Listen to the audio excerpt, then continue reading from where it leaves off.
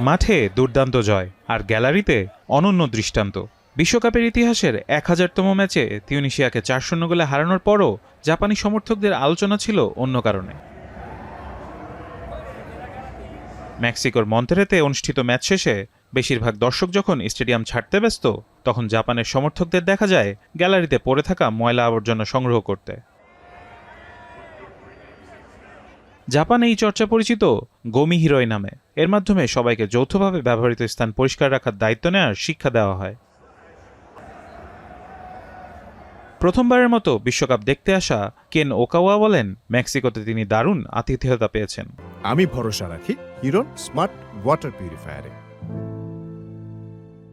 তাই কৃতজ্ঞতা প্রকাশের একটি উপায় হিসেবে তিনি স্টেডিয়াম পরিষ্কারে অংশ নিয়েছেন। জাপানে ছোটবেলা থেকেই শিশুদের নিজেদের শ্রেণীকক্ষ পরিষ্কার করার শিক্ষা দেয়, ফলে নিজের ব্যবহার করা স্থান পরিষ্কার রাখা তাদের কাছে স্বাভাবিক অভ্যাসে পরিণত হয়েছে। সমর্থক মিকু তাকিয়া বলেন, তারা চান পরবর্তী ব্যক্তি যেন পরিচ্ছন্ন পরিবেশ পান, তাই ব্যবহারের পর স্থান পরিষ্কার রাখা তাদের সংস্কৃতির অংশ। চলতি বিশ্বকাপে জাপানি সমর্থকদের এই উদ্যোগ ইতিমধ্যেই সামাজিক যোগাযোগ মাধ্যমে ব্যাপক প্রশংসা কুড়িয়েছে।